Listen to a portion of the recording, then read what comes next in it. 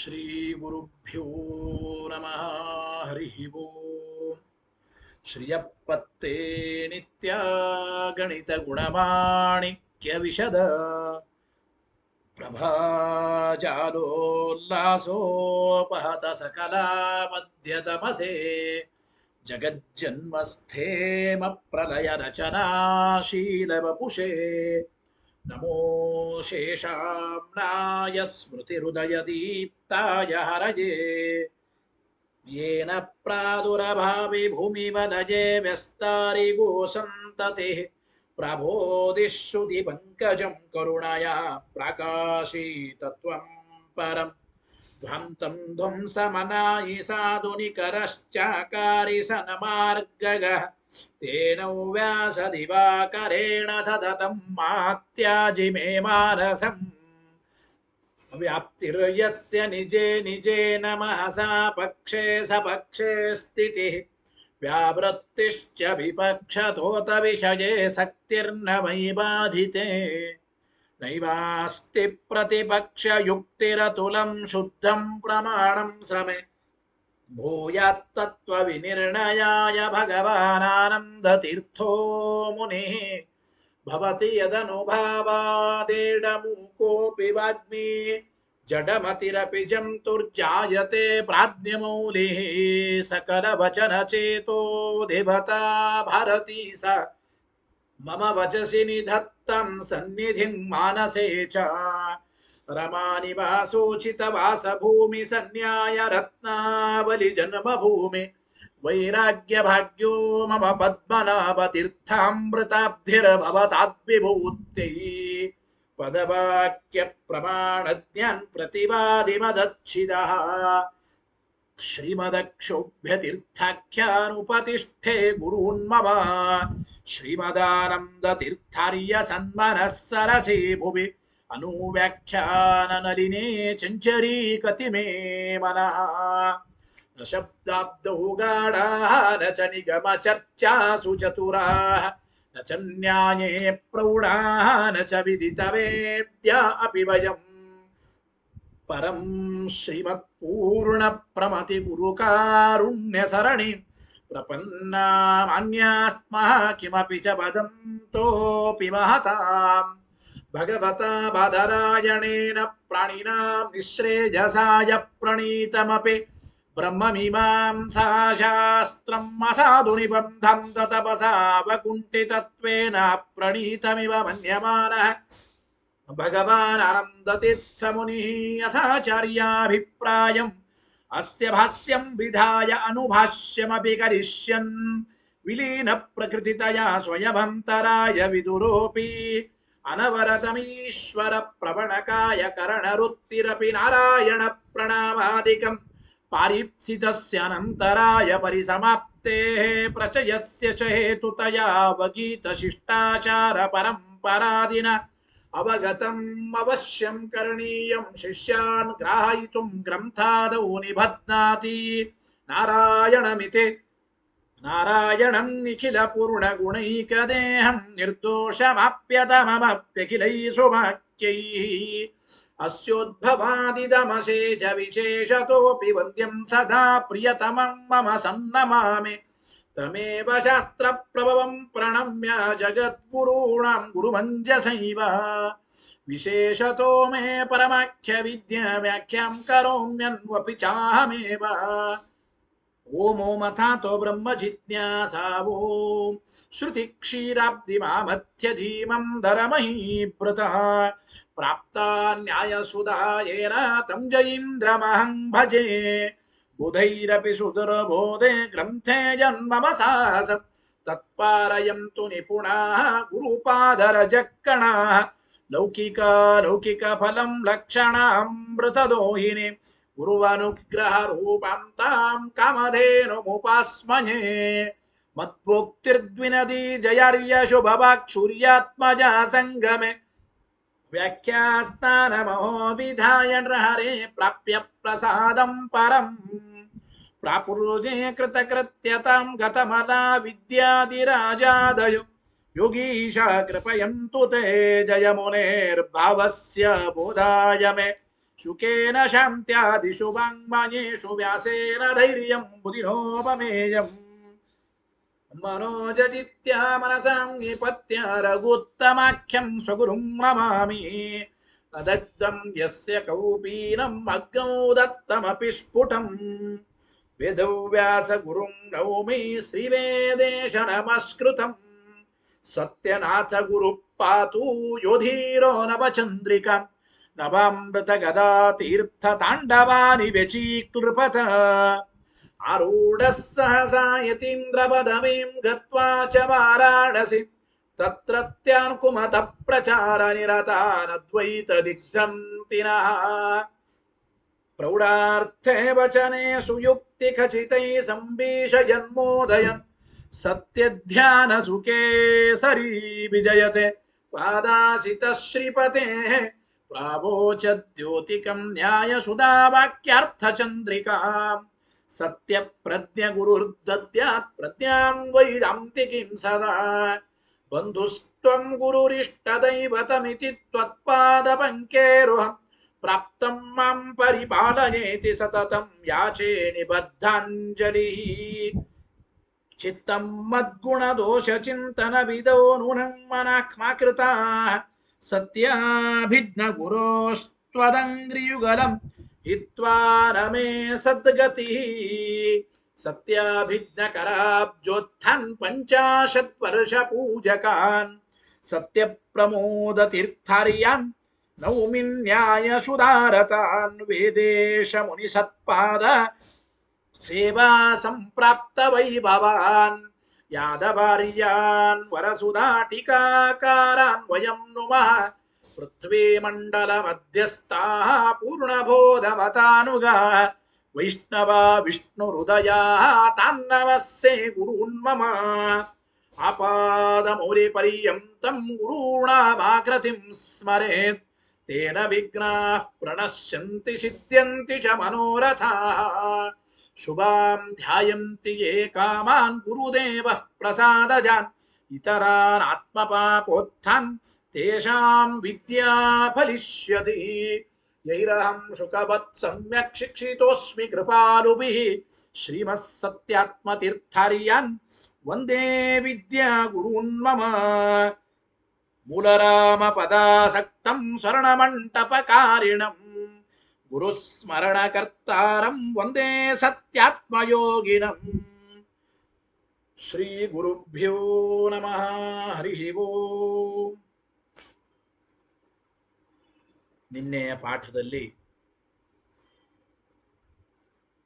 ಬ್ರಹ್ಮನಿಗೆ ಏನು ಅದ್ವಿತೀಯತ್ವಾದಿ ಧರ್ಮಗಳು ಉಂಟೋ ಈ ಅದ್ವಿತೀಯತ್ವಾದಿ ಧರ್ಮಗಳು ಸ್ವರೂಪೇಣ ಮಾತ್ರ ಸತ್ಯನೇ ಹೊರತು ಧರ್ಮತ್ವೇನ ಅದ್ವಿತೀಯಾದಿ ಧರ್ಮಗಳು ಮಿಥ್ಯಾನೇ, ಅವು ಅನಿರ್ವಚನೀಯ ಅಂತಿಷ್ಟಂದ್ರು.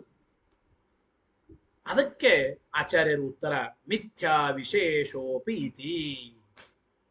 ಅನುವ್ಯಾಖ್ಯಾನ ಶ್ಲೋಕ ನೋಡಿ ಇವತ್ತಿನ ಪಾಠವನ್ನು ಆರಂಭ ಮಾಡೋಣ, ಅರ್ಥ ಆಗುತ್ತೆ. ಮಿಥ್ಯಾ ವಿಶೇಷೋಪ್ಯಜ್ಞಾನ ಸಿದ್ಧಿಮೇವ ಖ್ಯಪೇಕ್ಷತೆ.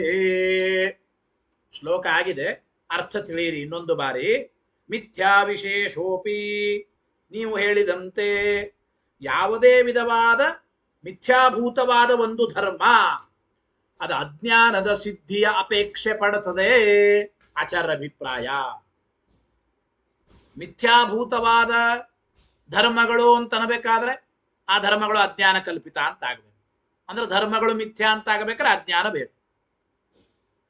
ಅಜ್ಞಾನ ಸಿದ್ಧವಾಗಬೇಕಾದ್ರೆ ಆವರೀಯಮಾನವಾದ ವಸ್ತು, ಮುಚ್ಚಿಸಿಕೊಳ್ಳುವ ವಸ್ತುಗಳು ಧರ್ಮಗಳು ಇದ್ದರೇನೆ ಆ ಒಂದು ಆವರಣವಾದ ಅಜ್ಞಾನ ಎಂಬುದು ಸಿದ್ಧವಾಗುತ್ತದೆ. ಈ ರೀತಿ ಬ್ರಹ್ಮನಿಗೆ ಹೇಳುವ ಅದ್ವಿತೀಯತ್ವಾದಿ ಧರ್ಮಗಳು ಕೂಡ ಮಿಥ್ಯಾ ಅನಿರ್ವಚನೀಯ ಅಂತಂದ್ರೆ ಆ ಮಿಥ್ಯಾಭೂತವಾದ ಧರ್ಮಗಳನ್ನು ನೀನು ಹೇಳುತ್ತೇನೆ ಅಂತಂದರೆ ಆ ಮಿಥ್ಯಾಭೂತವಾದ ಧರ್ಮಗಳನ್ನು ಒಪ್ಪುವಾಗ ಅಜ್ಞಾನದ ಸಿದ್ಧಿಯನ್ನ ಮತ್ತೆ ಒಪ್ಪಲೇಬೇಕು. ಅಜ್ಞಾನದ ಸಿದ್ಧಿ ಆಗದೆ ಹೊರತು ಮಿಥ್ಯಾಭೂತವಾದ ಧರ್ಮಗಳು ಅಂತ ಹೇಳಲಿಕ್ಕೆ ಬರೋದಿಲ್ಲ. ಮಿಥ್ಯಾ ವಿಶೇಷೋಪ್ಯಜ್ಞಾನ ಸಿದ್ಧಿಮೇವ ಖ್ಯಪೇಕ್ಷತೆ.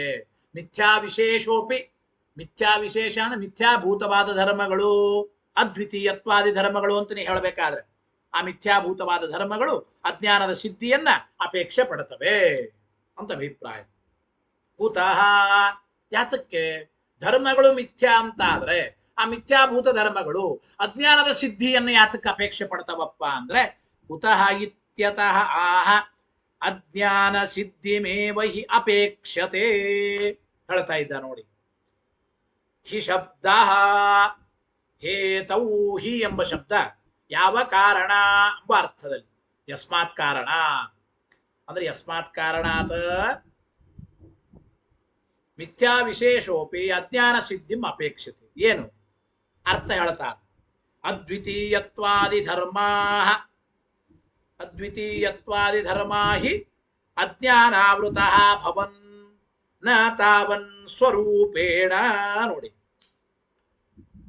ಮಿಥ್ಯಾಭೂತವಾದ ಧರ್ಮಗಳು ಅಜ್ಞಾನದ ಸಿದ್ಧಿಯ ಅಪೇಕ್ಷೆ ಯಾತಕ್ಕೆ ಪಡ್ತವಪ್ಪ ಅಂದ್ರೆ ಯಾವ ಕಾರಣ? ಉತ್ತರ ಹೇಳ್ತಾ ಇದ್ದಾರೆ. ಏನಪ್ಪ ಅಂತಂದ್ರೆ, ಅದ್ವಿತೀಯತ್ವವೇ ಮೊದಲಾದ ಧರ್ಮಗಳು ಏನು ಉಂಟು ನಿಮ್ಮ ಪ್ರಕಾರವೇ ಸ್ವರೂಪೇಣ ಅವು ಅಜ್ಞಾನಾವೃತ ಅಲ್ಲ. ನೀವು ಬ್ರಹ್ಮನಿಗೆ ಹೇಳಿದ ಅದ್ವಿತೀಯತ್ವಾದಿ ಧರ್ಮಗಳು ಸ್ವರೂಪೇಣ ಅಜ್ಞಾನದಿಂದ ಆವೃತನ, ಅವು ಮಿಥ್ಯ ಆಗ್ಯವ? ಆಗಿಲ್ಲ. ಗೊತ್ತಾಯ್ತೋ ಇಲ್ಲ?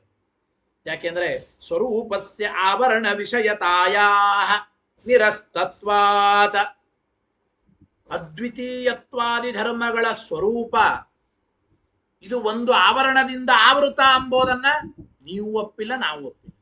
ಸ್ವರೂಪಕ್ಕೆ ಅಜ್ಞಾನ ಎಂಬ ಆವರಣ ಇರಲಿಕ್ಕೆ ಸಾಧ್ಯವಿಲ್ಲ ಅಂತ ಅಭಿಪ್ರಾಯ. ಗೊತ್ತಾಯ್ತೋ ಇಲ್ಲ? ಅಂದ್ರೆ ಆವರಣವಾದ ಅಜ್ಞಾನಕ್ಕೆ ಅದ್ವಿತೀಯತ್ವಾದಿ ಧರ್ಮಗಳ ಸ್ವರೂಪ ಅಂದ್ರೆ ಸ್ವರೂಪೇಣ ಅದ್ವಿತೀಯತ್ವಾದಿ ಧರ್ಮಗಳು ಅಜ್ಞಾನಕ್ಕೆ ವಿಷಯ ಅಂತ ಹೇಳಲಿಕ್ಕೆ ಬರೋದಿಲ್ಲ. ಅಂದ್ರೆ ಸ್ವರೂಪೇಣ ಅದ್ವಿತೀಯತ್ವಾದಿ ಧರ್ಮಗಳನ್ನ ಅಜ್ಞಾನ ಎಂಬುದು ಮುಚ್ಚುತ್ತದೆ ಅಂತ ಹೇಳಲಿಕ್ಕಾಗ. ಅಂದ್ರೆ ಅಜ್ಞಾನ ಇದು ಆವರಣ, ಮುಚ್ಚುವ ಪದಾರ್ಥ, ಮುಚ್ಚಿಸಿಕೊಳ್ಳುವ ಪದಾರ್ಥಗಳು ಧರ್ಮಗಳು. ಆ ಅದ್ವಿತೀಯತ್ವಾದಿ ಧರ್ಮಗಳು ಒಂದು ವೇಳೆ ಅವು ಸ್ವರೂಪೇಣ ಅಂದುಬಿಟ್ರೆ ಅಂದ್ರೆ ಬ್ರಹ್ಮಸ್ವರೂಪ, ಬ್ರಹ್ಮಸ್ವರೂಪಕ್ಕೆ ಆವರಣ ಇಲ್ಲ ಅಂತ ಹೇಳಿದ್ದೇನೆ. ಹಾಗೆ ಅದ್ವಿತೀಯತ್ವಾದಿ ಧರ್ಮಗಳು ಕೂಡ ಸ್ವರೂಪೇಣ ಅಜ್ಞಾನದಿಂದ ಆವೃತ ಅಂತ ಆಗೋದಿಲ್ಲ. ಸ್ವರೂಪಕ್ಕೆ ಯಾವಾಗಲೂ ಆವರಣ ಅಂಬೋದು ಇರೋದೇ ಇಲ್ಲ. ನಿರಾಕರಣೆ ಮಾಡಿದ್ದ. ಸ್ವರೂಪಸ್ಯ ಆವರಣ ವಿಷಯತಾಯ ನಿರಸ್ತತ್ವ. ಗೊತ್ತಾಯ್ತು ಇಲ್ಲಿ? ಅಜ್ಞಾನಕ್ಕೆ ಆ ಅದ್ವಿತೀಯತ್ವಾದಿ ಧರ್ಮಗಳ ಸ್ವರೂಪ ಅಂಬೋದು ಸರ್ವಥಾ ವಿಷಯ ಅಂತ ಆಗೋದಿಲ್ಲ. ಅದನ್ನು ನಾವು ಹಿಂದೆನೂ ನಿರಾಕರಣೆ ಮಾಡಿದ್ದೇವೆ. ಸರಿ, ಮಿಥ್ಯಾಭೂತವಾದ ಧರ್ಮಗಳು ಅಜ್ಞಾನಕ್ಕೆ ವಿಷಯ ಅಂತ ಅಂಬೋಣ ಅಂದ್ರೆ ಹಿಂದೆ ಹೇಳಿದಂತೆ ಅನ್ಯೋನ್ಯಾಶ್ರಯ ದೋಷ ಬರುತ್ತದೆ. ಸ್ವರೂಪತಃ ಅದ್ವಿತೀಯತ್ವಾದಿ ಧರ್ಮಗಳು ಅಜ್ಞಾನಕ್ಕೆ ವಿಷಯ, ಅಜ್ಞಾನದಿಂದ ಆವೃತ ಅಂದ್ರೆ ಆಗಲ್ಲ. ಹಾಗಾದ್ರೆ ಮಿಥ್ಯಾಭೂತವಾದ ಅದ್ವಿತೀಯತ್ವಾದಿ ಧರ್ಮಗಳು ಅಜ್ಞಾನಕ್ಕೆ ವಿಷಯ ಅಂದ್ರೆ ಅಜ್ಞಾನದಿಂದ ಆವೃತ ಅಂತ ಆಗಬೇಕಾದ್ರೆ ಅವು ಮಿಥ್ಯಾಭೂತ ಧರ್ಮಗಳು ಆಗಿರಬೇಕು ಅಂತ ಅನ್ಬೇಕು. ಮಿಥ್ಯಾಭೂತೇನ ಧರ್ಮತ್ವೇನ ಅಜ್ಞಾನ ಆವರಣ ವಿಷಯತಾಯಾಂತು ಪರಸ್ಪರಾಶ್ರಯತ್ವಂ ಸ್ಯಾತ್. ಮಿಥ್ಯಾಭೂತವಾದ ಅದ್ವಿತೀಯತ್ವಾದಿ ಧರ್ಮಗಳು ಅವು ಅಜ್ಞಾನದಿಂದ ಆವೃತ ಅಂತ ಹೇಳ್ತೀವಿ ಅಂದರೆ ಪರಸ್ಪರಾಶ್ರಯ, ಅನ್ಯೋನ್ಯಾಶ್ರಯ ಎಂಬ ದೋಷ ಬರುತ್ತದೆ. ಯಾಕೆ? ಯತಃ ಹಿ, ಹಿ ಅಂತ ಶಬ್ದ ಶ್ಲೋಕದಲ್ಲಿ ಸಿದ್ಧಿಮೇವ ಖ್ಯಪೇಕ್ಷತೆ ಹಿ ಹೇತೌ ಅಂತ ಬರೋದ್ರಲ್ಲಿ ಹಿ ಶಬ್ದ ಹೇತೌ. ಹಿ ಎಂಬ ಶಬ್ದಕ್ಕೆ ಯಸ್ಮಾತ್ ಕಾರಣಾತ್ ಯಾವ ಕಾರಣ ಅಂತ ಅರ್ಥ. ಏನು ಅಂದ್ರೆ ಯತಃ, ಹಿ ಶಬ್ದದ ಅರ್ಥವೇ ಯತಃ. ಯಸ್ಮಾತ್ ಕಾರಣಾತ್ ಮಿಥ್ಯಾಧರ್ಮ ಅಜ್ಞಾನ ಸಿದ್ಧಿಮಪೇಕ್ಷತೆ. ಯಾವಾಗಲೂ ಕೂಡ ಮಿಥ್ಯಾಭೂತವಾದ ಧರ್ಮ ಇದು ಅಜ್ಞಾನದ ಸಿದ್ಧಿಯನ್ನ ಅಪೇಕ್ಷೆ ಪಡುತ್ತದೆ. ಮಿಥ್ಯಾಭೂತವಾದ ಧರ್ಮ ಅಜ್ಞಾನದ ಸಿದ್ಧಿಯನ್ನ ಅಪೇಕ್ಷೆ ಪಡ. ಯತಃ ಮಿಥ್ಯಾಧರ್ಮ ಅಜ್ಞಾನ ಸಿದ್ಧಿಂ ಅಪೇಕ್ಷತೆ. ಯಾಕೆ? ಅಜ್ಞಾನಾತಿರಿಕ್ತಸ್ಯ ಮಿಥ್ಯಾಭೂತಸ್ಯ ಅಜ್ಞಾನ ಕಾರ್ಯತ್ವ ಅಭ್ಯುಪಗಮಾತ್ ಎಂಬ ಮಾತನ್ನು ಹೇಳ್ತಾ ಇದ್ದಾರೆ. ಅಂದ್ರೆ ನೋಡಿ, ಅಜ್ಞಾನವನ್ನ ಬಿಟ್ಟು ಉಳಿದೆಲ್ಲ ಮಿಥ್ಯಾಭೂತವಾದ ವಿಷಯ ಪದಾರ್ಥಗಳು ಅಜ್ಞಾನದ ಕಾರ್ಯ ಅಂತ ಒಪ್ಪಿದ್ದೀನಿ. ಹೌದೋ ಇಲ್ಲ? ಈಗ ಮಿಥ್ಯಾಭೂತವಾದ ಧರ್ಮಗಳು ಅಜ್ಞಾನದ ಅಪೇಕ್ಷವನ್ನ ಯಾತಕ್ ಪಡ್ತವೆ ಅಂತಂದ್ರೆ, ನೋಡಿ, ಜಗತ್ತಿನಲ್ಲಿ ಅಜ್ಞಾನದಿಂದ ಭಿನ್ನವಾದದ್ದೆಲ್ಲ ಏನಪ್ಪ? ಅಜ್ಞಾನದ ಕಾರ್ಯ ಅಂತಂದಿದ್ದೀವಿ. ಈಗ ಮಿಥ್ಯಾಭೂತವಾದ ಧರ್ಮಗಳು ಅಜ್ಞಾನದಿಂದ ಭಿನ್ನ ಅಂದ್ರೆ ಅಜ್ಞಾನದ ಕಾರ್ಯ ಅಂತ ಆಗಬೇಕು. ಅಂದ್ರೆ ಅಜ್ಞಾನದಿಂದ ಹುಟ್ಟಬೇಕು, ಅಜ್ಞಾನ ಕಲ್ಪಿತ. ಹಾಗಾದ್ರೆ ಧರ್ಮಗಳು ಮಿಥ್ಯಾ ಅಂತ ಆಗಬೇಕಾದ್ರೆ ಆ ಮಿಥ್ಯಾಭೂತವಾದ ಧರ್ಮಗಳು ಅವಿರ್ಬೇಕಾದ್ರೆ ಅವುಗಳಿಗೆ ಕಾರಣವಾದ ಅಜ್ಞಾನ ಅಂಬೋದು ಇರಲೇಬೇಕು. ನೋಡಿ, ಅಜ್ಞಾನಾತಿರಿಕ್ತಸ್ಯ, ಅಜ್ಞಾನದಿಂದ ಭಿನ್ನವಾದ ಎಲ್ಲ ಮಿಥ್ಯಾಭೂತ ಧರ್ಮಗಳು, ಮಿಥ್ಯಾಭೂತಸ್ಯ ಸಕಲ ಜಗತ್ತಿನ ಎಲ್ಲ ಮಿಥ್ಯಾಭೂತ ಧರ್ಮಗಳು ಅಜ್ಞಾನವನ್ನ ಬಿಟ್ರೆ ಉಳಿದ ಏನಾಗಿರ್ತವವು? ಅಜ್ಞಾನದಿಂದ ಭಿನ್ನವಾದದ್ದೆಲ್ಲ ಏನಾಗಿರ್ತವೆ? ಅಜ್ಞಾನದ ಕಾರ್ಯ. ಅಜ್ಞಾನಂಚ, ಈ ಅಜ್ಞಾನ ಏನಾಗಿದೆ? ಮಿಥ್ಯಾಭೂತ ವಿಶೇಷಮಪೇಕ್ಷತೆ. ಅಜ್ಞಾನವಾದರೂ ಮಿಥ್ಯಾಭೂತವಾದ ಪದಾರ್ಥವನ್ನ ಅಪೇಕ್ಷೆ ಪಡುತ್ತದೆ ಅಂತ ಅಭಿಪ್ರಾಯ. ಅಜ್ಞಾನದಿಂದ ಭಿನ್ನವಾದ ಯಾವ ಪದಾರ್ಥಗಳು, ಯಾವ ಧರ್ಮಗಳು ಮಿಥ್ಯಾ ಅಂತಾದರೆ ಅಜ್ಞಾನದ ಅಪೇಕ್ಷೆ. ಯಾಕೆ ಧರ್ಮಗಳು ಮಿಥ್ಯಾ ಅಂತ ಆಗ್ಬೇಕಾದ್ರೆ ಅಜ್ಞಾನ ಕಲ್ಪಿತ. ಅಜ್ಞಾನ ಕಲ್ಪಿತ ಮಿಥ್ಯಾ ಅಂದ್ರೆ ಎಲ್ಲ ಒಂದೇನೆ ಅಂದ ಮೇಲೆ ಅವು ಅಜ್ಞಾನ ಕಲ್ಪಿತ ಮಿಥ್ಯಾ ಅಂತ ಆಗ್ಬೇಕಾದ್ರೆ ಕಾರಣವಾದ ಅಜ್ಞಾನದ ಅಪೇಕ್ಷೆ ಇದೆ. ಅಜ್ಞಾನ ಬೇಕು. ಅಜ್ಞಾನ ಇರಬೇಕಾದ್ರೆ, ಅಜ್ಞಾನ ಸಿದ್ಧವಾಗಬೇಕಾದ್ರೆ ಅಜ್ಞಾನಕ್ಕೆ ಒಂದು ವಿಷಯ ಬೇಕಲ್ಲ. ಯದ್ ವಿಷಯಕ ಅಜ್ಞಾನ ಅಂತ ಪ್ರಶ್ನೆ ಬರುತ್ತೆ. ಅಜ್ಞಾನ ಸಿದ್ಧವಾಗಬೇಕಾದ್ರೆ ಅಜ್ಞಾನ ಇದೆ, ಯಾವ ವಿಷಯದಲ್ಲಿ ಅಜ್ಞಾನ? ಪ್ರಶ್ನೆ ಬರುತ್ತೆ. ಆದ್ದರಿಂದ ಅಜ್ಞಾನ ಸಿದ್ಧವಾಗಬೇಕಾದ್ರೆ ವಿಷಯ ಅವಶ್ಯವಾಗಿ ಬೇಕು. ಮಿಥ್ಯಾಭೂತ ಪದಾರ್ಥಗಳೇ ಅಜ್ಞಾನಕ್ಕೆ ವಿಷಯ. ಯಾವ ವಿಷಯ ತಿಳಿದಿಲ್ಲಪ್ಪ ಅಂದ್ರೆ ಇಂಥ ವಿಷಯ ತಿಳಿದಿಲ್ಲ ಅಂತ ಅಂತೀವಿ ನಾವು. ಅಂದ್ರೆ ಮಿಥ್ಯಾಭೂತ ಪದಾರ್ಥಗಳು ಅಜ್ಞಾನದ ವಿಷಯಗಳು ಅಂತಿದ್ರೆ ಆ ಪದಾರ್ಥಗಳನ್ನ ವಿಷಯೀಕರಿಸುವ, ಅಂದ್ರೆ ಆ ಪದಾರ್ಥಗಳ ವಿಷಯದಲ್ಲಿ ಒಂದು ಅಜ್ಞಾನ ಎಂಬುದು ಸಿದ್ಧವಾಗುತ್ತೆ. ಅಜ್ಞಾನ ಎಂಬ ಕಾರಣ ಸಿದ್ಧವಾದ್ರೆ ಈ ಪದಾರ್ಥಗಳು ಮಿಥ್ಯಾ, ಅಜ್ಞಾನ ಕಲ್ಪಿತ ಅಂತ ಹೇಳಲಿಕ್ಕೆ ಬರುತ್ತದೆ. ಈ ರೀತಿ ಅನ್ಯೋನ್ಯಾಶ್ರಯ ಎಂಬ ದೋಷ ಬರುತ್ತದೆ ಅಂತ ಅಭಿಪ್ರಾಯ. ಗೊತ್ತಾಯ್ತೋ ಇಲ್ಲ? ಮಿಥ್ಯಾಭೂತಸ್ಯ ಅಜ್ಞಾನ ಕಾರ್ಯತ್ವ ಅಭ್ಯುಪಗಮನ ಅಜ್ಞಾನಂಚ ಮಿಥ್ಯಾಭೂತ ವಿಶೇಷಂ ಅಪೇಕ್ಷತೆ. ಯಾಕೆ ಅಂದ್ರೆ ನಿರ್ವಿಷಯಸ್ಯ ಆವರಣಸ್ಯ ಅನುಪಪತ್ತೇ. ಒಂದು ಅಜ್ಞಾನ ಎಂಬ ಆವರಣ ಇದೆ, ಈ ಅಜ್ಞಾನ ಎಂಬ ಆವರಣಕ್ಕೆ ಯಾವುದು ವಿಷಯವೇ ಇಲ್ಲ ಅಂತ ಹೇಳಲಿಕ್ಕೆ ಬರಲ್ಲ. ಅಜ್ಞಾನ ಎಂಬ ಆವರಣ ಇದ್ದ ಮೇಲೆ ಈ ಅಜ್ಞಾನ ಎಂಬ ಆವರಣಕ್ಕೆ ವಿಷಯ ಯಾವುದು ಅಂತ ಪ್ರಶ್ನೆ ಬರುತ್ತೆ. ಅಜ್ಞಾನ ಎಂಬ ಆವರಣಕ್ಕೆ ವಿಷಯ ಯಾವುದು ಹೇಳಿ? ಅಜ್ಞಾನ ಎಂಬ ಆವರಣಕ್ಕೆ ವಿಷಯ ಮಿಥ್ಯಾಭೂತ ಪದಾರ್ಥಗಳು ಅನ್ನಬೇಕು. ಹಾಗಾದರೆ ಅಜ್ಞಾನ ಎಂಬ ಆವರಣ ಸಿದ್ಧವಾಗಬೇಕಾದ್ರೆ ಆವರೀಯಮಾನವಾದ ಮಿಥ್ಯಾಭೂತವಾದ ಪದಾರ್ಥಗಳು ಬೇಕು. ಆ ಪದಾರ್ಥಗಳು ಮಿಥ್ಯಾ ಅಂತ ಆಗಬೇಕಾದ್ರೆ, ಮತ್ತೆ ಮಿಥ್ಯಾ ಅಂತ ಆಗ್ಬೇಕಾದ್ರೆ, ಅಜ್ಞಾನ ಕಲ್ಪಿತ ಅಂತ ಆಗ್ಬೇಕಾದ್ರೆ ಆ ಪದಾರ್ಥಗಳು ಮಿಥ್ಯಾ ಅಂತ ಆಗ್ಬೇಕು. ಮಿಥ್ಯಾ ಆಗೋದಕ್ಕೆ ಕಾರಣ ಅಜ್ಞಾನ. ಅಜ್ಞಾನ ಬೇಕು ಅಂತ ಆಗುತ್ತದೆ. ಗೊತ್ತಾಯ್ತೋ ಇಲ್ಲ? ಆದ್ರಿಂದ ಅಜ್ಞಾನ, ಕೇವಲ ಅಜ್ಞಾನ, ಯದ್ವಿಷಯಕ ಅಜ್ಞಾನ ಕೇಳಬೇಡ್ರಿ ಅಂತ ಹಂಗೆಲ್ಲ ಅಲ್ಲಿಗೆ ಬರಲ್ಲ. ಅಜ್ಞಾನ ಅಂದ ಮೇಲೆ ಯದ್ವಿಷಯಕ ಅಜ್ಞಾನ, ನಿರ್ವಿಷಯಕವಾದ ವಿಷಯವೇ ಇಲ್ಲದ ಒಂದು ಆವರಣ ಅಜ್ಞಾನ ಅಂತ ಇರ್ಲಿಕ್ಕೆ ಸಾಧ್ಯವಿಲ್ಲ. ಅಂದ ಮೇಲೆ ಅಜ್ಞಾನ ಎಂಬುದು ಸಿದ್ಧವಾಗಬೇಕಾದ್ರೆ ಅಜ್ಞಾನಕ್ಕೆ ವಿಷಯವಾದ ಪದಾರ್ಥಗಳು ಸಿದ್ಧವಾಗಬೇಕು. ಆ ಮಿಥ್ಯಾಭೂತ ಪದಾರ್ಥಗಳು ಸಿದ್ಧವಾಗಬೇಕಾದ್ರೆ ಅದಕ್ಕೆ ಕಾರಣವಾದ ಅಜ್ಞಾನ ಸಿದ್ಧವಾಗಬೇಕು.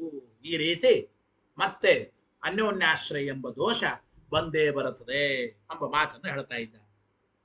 ಏತೇನ, ಇದರ ಜೊತೆಗೆ ಮೂರನೇ ಪಕ್ಷವನ್ನು ಕೂಡ ನಿರಾಕರಣೆ ಮಾಡದಂಗಾಯಿತು ಈ ರೀತಿ ಹೇಳೋದ್ರಿಂದ. ಅಂದ್ರೆ ಬ್ರಹ್ಮನಿಂದ ಭಿನ್ನವಾದ, ಬ್ರಹ್ಮನಿಗೆ ಆವರಣವಾದ ಒಂದು ಅಜ್ಞಾನಕ್ಕೆ ವಿಷಯ, ಅಂದ್ರೆ ಅಜ್ಞಾನಕ್ಕೆ ವಿಷಯ ಯಾವುದು? ಬ್ರಹ್ಮನಿಂದ ಭಿನ್ನವಾದ ಪದಾರ್ಥ ಅಂಬೋಣ. ಬ್ರಹ್ಮಾನ್ಯತ ಬ್ರಹ್ಮಾವರಣ ಅಜ್ಞಾನಾವೃತಂ ಇತಿ ತೃತೀಯೋಪಿ ನಿರಸ್ತ. ನೋಡಿ, ಯಾವುದಪ್ಪ ಅಜ್ಞಾನದಿಂದ ಆವೃತವಾದ ವಸ್ತು ಅಂದ್ರೆ ಬ್ರಹ್ಮ ಭಿನ್ನವಾದ ಒಂದು ವಸ್ತುನೇ ಬ್ರಹ್ಮಾವರಣ ಭೂತವಾದ ಅಜ್ಞಾನಕ್ಕೆ ಆವೃತವಾದದ್ದು. ಅಂದ್ರೆ ಅಜ್ಞಾನದಿಂದ ಆವೃತ ಅಂದ್ರೆ ಅಜ್ಞಾನದಿಂದ ಮುಚ್ಚಲ್ಪಟ್ಟ ವಸ್ತು ಯಾವುದಪ್ಪ ಅಂದ್ರೆ ಬ್ರಹ್ಮ ಭಿನ್ನವಾದದ್ದು. ಬ್ರಹ್ಮ ಭಿನ್ನವಾದ ಬ್ರಹ್ಮನಿಗೆ ಆವರಣವಾದ ಅಂದ್ರೆ ಭಿನ್ನವಾದದ್ದು ಅಂದ್ರೆ ಏನು? ವಿಷಯಕ್ಕೆ ವಿಶೇಷಣ. ಅಜ್ಞಾನದಿಂದ ಆವೃತವಾದದ್ದು ಯಾವುದು ಅಂದ್ರೆ ಬ್ರಹ್ಮ. ಹಿಂಗ್ ಹೇಳ್ರಿ, ಬ್ರಹ್ಮಾವರಣ ಭೂತವಾದ ಅಂದ್ರೆ ಬ್ರಹ್ಮನಿಗೆ ಆವರಣಭೂತವಾದ ಅಜ್ಞಾನಕ್ಕೆ ಯಾವುದಪ್ಪ ವಿಷಯ ಅಂತಂದ್ರೆ ಬ್ರಹ್ಮ ಭಿನ್ನವಾದದ್ದೇ ವಿಷಯ ಅಂತ ಮೂರನೇ ಪಕ್ಷ ಹೇಳುತ್ತೇವೆ. ಅಂದ್ರೆ ಇತಿ ತೃತೀಯೋಪಿ ಪಕ್ಷ ನಿರಸ್ತಃ ಏತೇನ. ಯಾಕೆ? ತಸ್ಯ ಮಿಥ್ಯಾತ್ವೇನ ಅಜ್ಞಾನ ಸಾಪೇಕ್ಷತೆಯ ಅನ್ಯೋನ್ಯಾಶ್ರಯತ್ವಾತ್. ನೋಡಿ, ಬ್ರಹ್ಮನಿಂದ ಭಿನ್ನವಾದ ವಸ್ತುವೇ ಅಜ್ಞಾನದಿಂದ ಆವೃತವಾದದ್ದು ಅಂತ ಹೇಳಿಬಿಟ್ರೆ ಹಿಂದೆ ಹೇಳಿದಂತೆ ಮತ್ತೆ ಅನ್ಯೋನ್ಯಾಶ್ರಯ ದೋಷ ಬರುತ್ತದೆ. ಯಾತಕ್ಕೆ? ಬ್ರಹ್ಮ ಭಿನ್ನ ಅಂದ್ರೆ ಅದು ಮಿಥ್ಯಾ, ಅಜ್ಞಾನದಿಂದ ಭಿನ್ನ ಅಂದ್ರೆ ಅದು ಅಜ್ಞಾನ ಕಲ್ಪಿತ ಅಂತ ಆಯಿತು. ಬ್ರಹ್ಮ ಭಿನ್ನ ಅಂದ್ಮೇಲೆ ಮಿಥ್ಯಾ, ಮಿಥ್ಯಾ ಅಂತ ಆಗಬೇಕಾದ್ರೆ ಅಜ್ಞಾನ ಕಲ್ಪಿತ ಅಂತ ಆಗಬೇಕು. ಮಿಥ್ಯಾ ಅಂದ್ರೂ ಒಂದೇ, ಅಜ್ಞಾನ ಕಲ್ಪಿತ ಅಂದ್ರೂ ಒಂದೇ. ಅಂದ್ರೆ ಬ್ರಹ್ಮಾನ್ಯತ್ ಸರ್ವಂ ಮಿಥ್ಯಾ ಮಾಯಾವಾದಿಗಳ ಸಿದ್ಧಾಂತ. ಬ್ರಹ್ಮನಿಂದ ಭಿನ್ನವಾದದ್ದು ಎಲ್ಲವೂ ಮಿಥ್ಯಾ. ಹಾಗಾದ್ರೆ ಬ್ರಹ್ಮ ಭಿನ್ನವಾದದ್ದೇ ಅಜ್ಞಾನದಿಂದ ಆವೃತವಾದ ವಸ್ತು ಅಂದರೆ ಹಾಗಾದ್ರೆ ಏನಾಯ್ತಪ್ಪ? ಬ್ರಹ್ಮನಿಂದ ಭಿನ್ನ ಅಂದ್ರೆ ಅದು ಅಜ್ಞಾನ ಕಲ್ಪಿತ ಅಂತ ಆಯ್ತು. ಅಜ್ಞಾನ ಕಲ್ಪಿತ ಅಂತ ಆಗ್ಬೇಕಾದ್ರೆ ಅಜ್ಞಾನದ ಸಿದ್ಧಿ ಆಗಬೇಕು. ಅಜ್ಞಾನದ ಸಿದ್ಧಿ ಆಗಬೇಕಾದ್ರೆ ಅಜ್ಞಾನಕ್ಕೆ ವಿಷಯಭೂತವಾದ ಒಂದು ಪದಾರ್ಥ ಬೇಕು. ಬ್ರಹ್ಮ ಆಗಲ್ಲ ಅಜ್ಞಾನಕ್ಕೆ ವಿಷಯ. ಅಜ್ಞಾನದಿಂದ ಮುಚ್ಚಲ್ಪಡುವ ವಸ್ತು ಬ್ರಹ್ಮ ಆಗಲ್ಲ. ಹಾಗೆ ಬ್ರಹ್ಮನಿಂದ ಭಿನ್ನವಾದದ್ದೇ ಆಗಬೇಕು.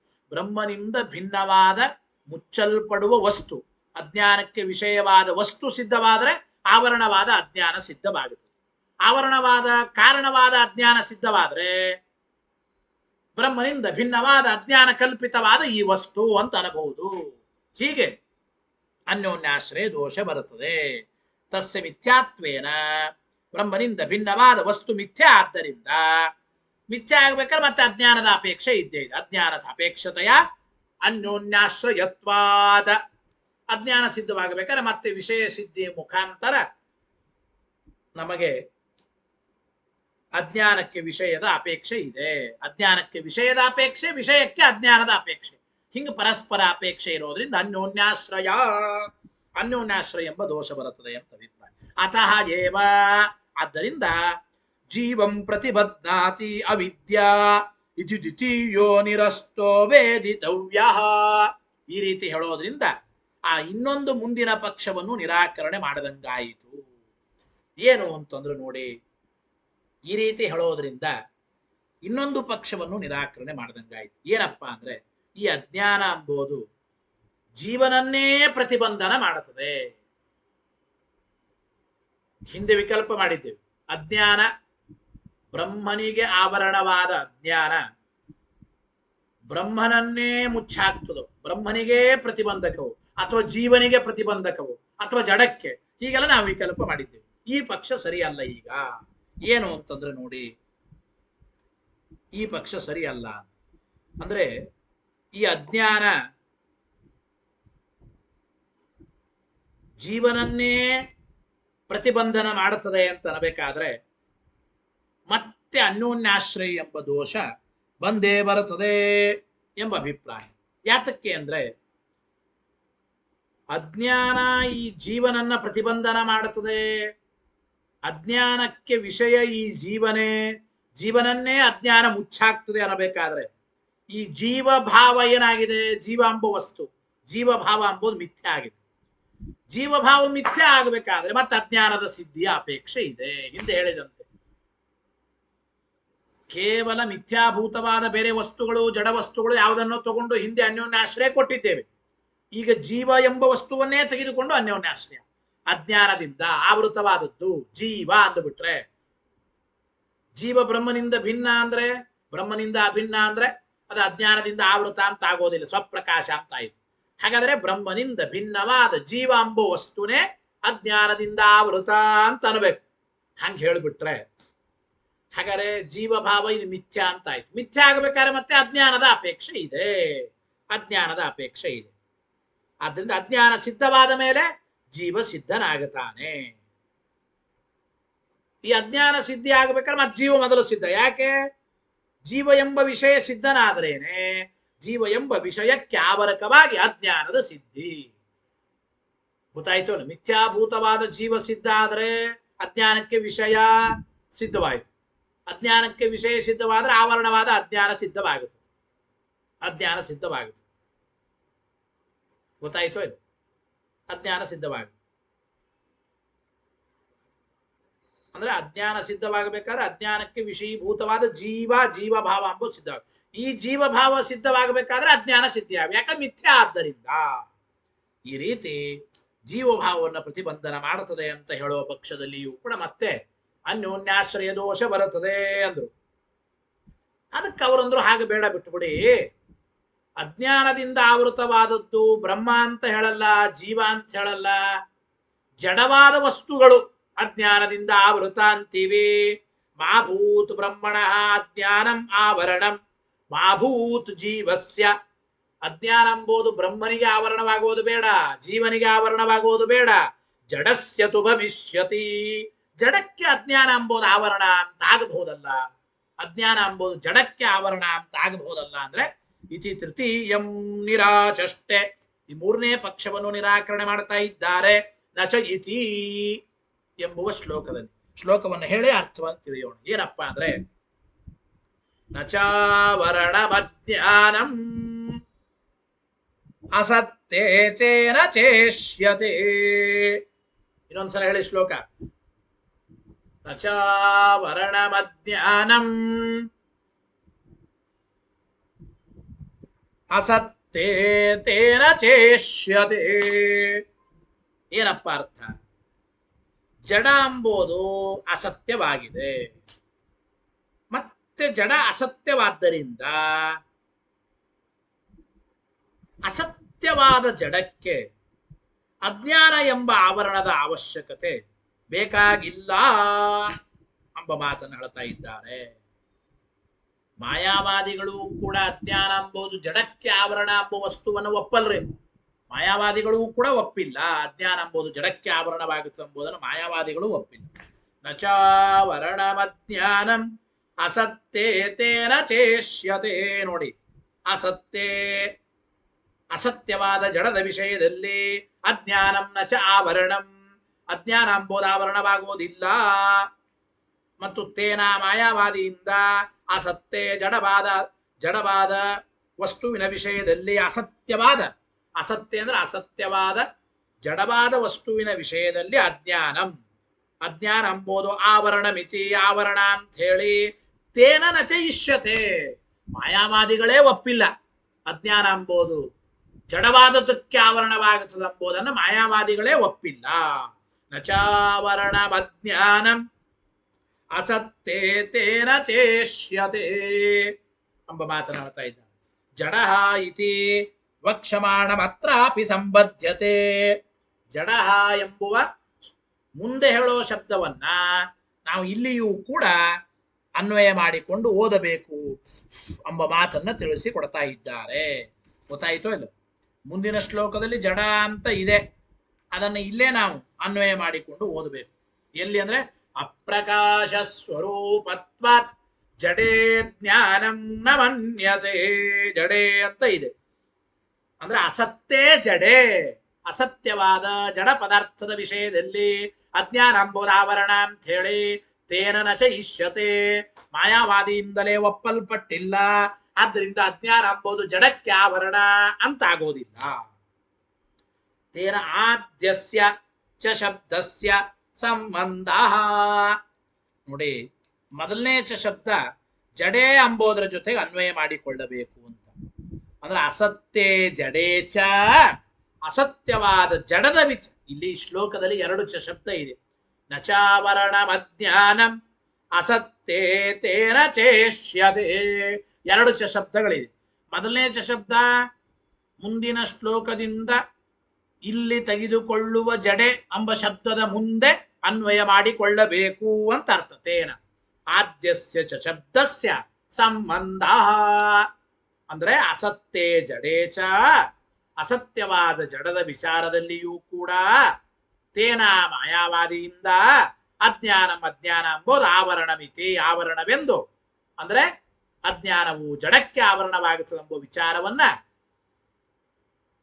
ತೇನಾಪಿ ಚ ಶಬ್ದಕ್ಕಲ್ಲಿ ತೇನ ಚ ಆ ಮಾಯಾವಾದಿಗಳಿಂದಲೂ ಕೂಡ ನಚ ಇಷ್ಯತೆ ಒಪ್ಪಲ್ಪಟ್ಟಿಲ್ಲ ಮಾಯಾವಾದಿಗಳು ಒಪ್ಪಿಲ್ಲ ಅದನ್ನೇ ಹೇಳಿದ್ರು ನಚಾವರಣ ಅಜ್ಞಾನಂ ಅಸತ್ತೇ ಚೇನ ಚೇಷ್ಯತೆ ಅಂದ್ರೆ ಅಜ್ಞಾನಂ ಆವರಣಮಿತಿ ಆವರಣಮಿತಿ ಅಂದ್ರೆ ಜ್ಞಾನಾಭಾವ ನಿವೃತ್ತ್ಯರ್ಥಂ ಇಲ್ಲಿ ಆವರಣ ಆವರಣ ಎಂಬ ಶಬ್ದವನ್ನು ಯಾತಕ್ಕೆ ಇಟ್ಟಿದ್ದಾರೆ ಅಂದ್ರೆ ಒಂದು ಪ್ರಶ್ನೆ ಬರಬಹುದು ಆವರಣಭೂತವಾದ ಅಜ್ಞಾನವನ್ನ ಜಡಕ್ಕೆ ಮಾಯಾವಾದಿಗಳು ಒಪ್ಪಿಲ್ಲ ಅಜ್ಞಾನಕ್ಕೆ ಆವರಣಂ ಎಂಬ ವಿಶೇಷಣ ಯಾತಕ್ಕೆ ಕೊಟ್ರೆ ಬರೇ ಜಡದಲ್ಲಿ ಅಜ್ಞಾನ ಒಪ್ಪಿಲ್ಲ ಇಷ್ಟೇ ಅನುಭವದಲ್ಲ ಅಂದ್ರೆ ಹಂಗಲ್ರಿ ಜಡದಲ್ಲಿ ಅಜ್ಞಾನ ಹೇಳ್ಬೋದ್ರಿ ಎಂತ ಅಜ್ಞಾನ ಜ್ಞಾನಾಭಾವ ಎಂಬ ಅಜ್ಞಾನವನ್ನು ಜಡಕ್ಕೂ ಹೇಳ್ಬೋದು ಅವಶ್ಯವಾಗಿ ಒಂದು ವಿಷಯದಲ್ಲಿ ನನಗೆ ಜ್ಞಾನ ಇಲ್ಲ ನನ್ನಲ್ಲಿ ಜ್ಞಾನ ಇಲ್ಲ ಅಂತ ಹೇಗೆ ಹೇಳುತ್ತೇವೆ ಕಲ್ಲು ಮಣ್ಣು ಘಟ ಪಟ ಸ್ತಂಭ ಕುಂಭ ಜಡ ಪದಾರ್ಥಕ್ಕೂ ಕೂಡ ಜ್ಞಾನ ಇಲ್ಲ ಜ್ಞಾನ ಇಲ್ಲ ಎಂಬುವ ಅಜ್ಞಾನವನ್ನ ಜಡಕ್ಕೂ ಹೇಳಬಹುದ್ರಿ ಆದರೆ ಆವರಣವಾದ ಅಜ್ಞಾನ ಭಾವರೂಪವಾದ ಅಜ್ಞಾನ ಜಡಕ್ಕೆ ಹೇಳಲಿಕ್ಕೆ ಬರಲ್ಲ ಜ್ಞಾನಾಭಾವ ನಿವೃತ್ತ್ಯರ್ಥಂ ಆವರಣ ಮಿತಿ ಅಂದ್ರೆ ಜ್ಞಾನಾಭಾವ ಎಂಬ ಅಜ್ಞಾನ ಜಡಕ್ಕೆ ಒಪ್ಪಿಲ್ಲ ಮಾಯಾವಾದಿಗಳು ಎಂಬ ಅರ್ಥ ಅಲ್ಲ ಕಿಂತು ಜ್ಞಾನಾಭಾವ ಎಂಬ ಅಜ್ಞಾನವನ್ನ ಹೇಳಿದ್ದೇವೆ ಅಂದ್ರೆ ಅಭಿಪ್ರಾಯ ನೋಡಿ ಆವರಣಭೂತವಾದ ಅಜ್ಞಾನ ಎಂಬುದು ಜಡಕ್ಕೆ ಒಪ್ಪಿಲ್ಲ ಆದ್ರೆ ಜ್ಞಾನಾಭಾವ ರೂಪವಾದ ಅಜ್ಞಾನ ಅವಶ್ಯವಾಗಿ ಹೇಳಬಹುದು ತಸ್ಯ ಜಡೇಪಿ ಸಂಭವ ಆ ಜ್ಞಾನಾಭಾವ ಎಂಬ ಅಜ್ಞಾನ ಎಂಬುದು ಜಡಕ್ಕೂ ಕೂಡ ಅವಶ್ಯವಾಗಿ ಹೇಳಬಹುದು ಏನ್ ತೊಂದರೆ ಇಲ್ಲ ಎಂಬ ಮಾತನ್ನು ಹೇಳ್ತಾ ಇದ್ದಾರೆ ಆಮೇಲೆ ಅಸತ್ಯ ಇತಿ ಹೇತುಗರ್ಭ ವಿಶೇಷಣಂ ಅಲ್ಲಿ ಅಸತ್ತೇ ತೇನ ಚೇಷ್ಯತೆ ಶ್ಲೋಕದಲ್ಲಿದೆ ಅಸತ್ಯ ಎಂಬ ಶಬ್ದ ಅಸತ್ತೇ ಜಡೆ ಜಡವಾದದ್ದಕ್ಕೆ ಅಸತ್ಯವಾದದ್ದು ಎಂಬ ವಿಶೇಷಣವನ್ನು ಕೊಟ್ಟಿದ್ದಾರೆ ಅಸತ್ಯವಾದ ಜಡದಲ್ಲಿ ಆವರಣಭೂತವಾದ ಅಜ್ಞಾನವನ್ನ ಮಾಯಾವಾದಿಗಳು ಒಪ್ಪಿಲ್ಲ ಜಡೆ ಅಂಬೋದಕ್ಕೆ ಅಸತ್ಯ ಅಂಬೋದು ವಿಶೇಷಣ ಎಂಥ ವಿಶೇಷಣ ಇದು ಹೇತುಗರ್ಭ ವಿಶೇಷಣ ಆ ಗರ್ಭದಲ್ಲಿ ಹೇತುವನ್ನು ಸೂಚನೆ ಮಾಡುತ್ತಿರ್ತಾರೆ ಗರ್ಭದಲ್ಲಿ ಹೇತು ಕಾರಣವೂ ಇರುತ್ತದೆ ಏನು ಜಡವು ಅಸತ್ಯವಾದ್ದರಿಂದಲೇನೆ ಜಡವು ಅಸತ್ಯವಾದ್ದರಿಂದಲೇನೆ ಅಸತ್ಯತ್ವಾದೇವ ಜಡೆ ಆವರಣಭೂತಂ ಅಜ್ಞಾನಂ ತೇನ ಮಾಯಾವಾದಿನ ನಚಯಿಷ್ಯತೆ ಅಂತ ಅಭಿಪ್ರಾಯ ಜಡ ಪದಾರ್ಥ ಅಸತ್ಯವಾದ್ದರಿಂದ ಯಾಕೆ ಜಡ ಪದಾರ್ಥ ಅಸತ್ಯ ಬ್ರಹ್ಮಾನ್ಯತ ಸರ್ವಂ ಮಿಥ್ಯಾ ಅಂತ ನಿಮ್ಮ ಪಕ್ಷ ಬ್ರಹ್ಮನಿಂದ ಭಿನ್ನವಾದ ಜಡ ಪದಾರ್ಥಗಳೆಲ್ಲವೂ ಅಸತ್ಯ ಜಡ ಪದಾರ್ಥಗಳು ಅಸತ್ಯವಾದ್ದರಿಂದಲೇನೆ ಕಾರಣ ನೋಡಿ ಅಸತ್ಯೇ ಇತಿ ಹೇತ್ವರ್ಥ ಗರ್ಭ ವಿಶೇಷಣಂ ಹೇತ್ವರ್ಥ ಗರ್ಭಂ ವಿಶೇಷಣಂ ಒಳಗಡೆ ಆ ಕಾರಣವೂ ಸೇರಿಕೊಂಡಿದೆ ಹೇತ್ವರ್ಥ ಗರ್ಭ ವಿಶೇಷಣ ಯಾಕೆ ಜಡದಲ್ಲಿ ಆವರಣಭೂತವಾದ ಅಜ್ಞಾನ ಇಲ್ಲ ಅಂದ್ರೆ ಅಸತ್ಯವಾದ್ದರಿಂದ ಅಂತ ಅಭಿಪ್ರಾಯ ತೇನ ಚ ನ ಇಷ್ಯತೆ ಇತಿ ದೂಷಣಾಂತರಂ ಆದ್ದರಿಂದ ಮಾಯಾವಾದಿನೇ ಜಡಕ್ಕೆ ಅಜ್ಞಾನವನ್ನು ಒಪ್ಪಿಲ್ಲ ಎಂಬ ಮಾತನ್ನ ನಾವು ಒಟ್ಟು ಅರ್ಥ ಮಾಡಿಕೊಳ್ಳಬೇಕು ಸರಿ ಇದೆಲ್ಲ ಸರಿ ಒಟ್ಟು ಏನಾಯ್ತ್ರಿ ಏನ್ ತಾತ್ಪರ್ಯಾರ್ಥ ಏನಪ್ಪ ಏನು ತಾತ್ಪರ್ಯಾರ್ಥ ಅಂದ್ರೆ ತದಯಮರ್ಥ ಜಡಸ್ಯಾಪಿ ಆವರಣ ರೂಪಂ ಅಜ್ಞಾನಂ ನ ಸಂಭವತಿ ಬ್ರಹ್ಮನಿಗೆ ಜೀವನಿಗೆ ಹೇಗೆ ಆವರಣಭೂತವಾದ ಅಜ್ಞಾನವು ಕೂಡೋದಿಲ್ವೋ ಅಂದ್ರೆ ಬ್ರಹ್ಮನಿಗೆ ಜೀವನಿಗೆ ಹೇಗೆ ಅಜ್ಞಾನವು ಆವರಣವಾಗೋದಿಲ್ವೋ ಆವರಕವಾಗೋದಿಲ್ವೋ ಹಾಗೆ ಜಡಸ್ಯಾಪಿ ಜಡವಾದ ಪದಾರ್ಥಕ್ಕೂ ಆವರಣ ಎಂಬ ಅಜ್ಞಾನವನ್ನು ಹೇಳಿಕ್ ಬರಲ್ಲ ಆವರಣ ರೂಪವಾದ ಅಜ್ಞಾನವನ್ನು ಹೇಳಿಕ್ ಬರಲ್ಲ ನ ಸಂಭವ ಯಾಕೆ ತಸ್ಯ ಮಿಥ್ಯಾತ್ವೇನ ಅಜ್ಞಾನ ಸಾಪೇಕ್ಷತೆಯ ಪೂರ್ವವತ ಇತರೇತರಾಶ್ರಯ ಪಾತಾತ್ ಹಿಂದೆ ಹೇಳಿದಂತೆ ಮತ್ತೆ ಅನ್ಯೋನ್ಯಾಶ್ರಯ ದೋಷ ಬರುತ್ತದೆ ಅಜ್ಞಾನವು ಜಡಕ್ಕೆ ಆವರಕವಾಗಿದೆ ಅಸತ್ಯವಾದ ಜಡವು ಅಜ್ಞಾನದಿಂದ ಆವೃತವಾದ ವಸ್ತು ಅಂತ ಹೇಳಿಕ್ ಬರಲ್ಲ ಯಾತಕ್ಕೆ ಅಂದ್ರೆ ನೋಡಿ, ಈ ಜಡ ಪದಾರ್ಥ ಅಸತ್ಯ ಮಿಥ್ಯಾ ಅಂತ ಆಗ್ಬೇಕಾದ್ರೆ ಇದಕ್ಕೆ ಕಾರಣವಾದ ಅಜ್ಞಾನದ ಸಿದ್ಧಿ ಆಗಬೇಕು. ಹೌದೋ ಇಲ್ಲ? ಜಡ ಪದಾರ್ಥ ಅಜ್ಞಾನ ಕಲ್ಪಿತ ಮಿಥ್ಯಾ ಅಂತ ಆಗಬೇಕಾದ್ರೆ ಅಜ್ಞಾನದ ಸಿದ್ಧಿ ಆಗಬೇಕು. ಜಡ ಪದಾರ್ಥಗಳು ಮಿಥ್ಯಾ ಅಂತ ಆಗೋದಕ್ಕೆ ಕಾರಣವೇ ಅಜ್ಞಾನ ಅಂತ ನೀವೇ ಅಂದಿದ್ದೀರಿ. ಹಾಗಾದ್ರೆ ಜಡ ಪದಾರ್ಥಗಳು ಮಿಥ್ಯಾ ಅಂತ ಆಗೋದಕ್ಕೆ ಕಾರಣೀಭೂತವಾದ ಅಜ್ಞಾನ ಸಿದ್ಧಿ ಆಗಬೇಕು.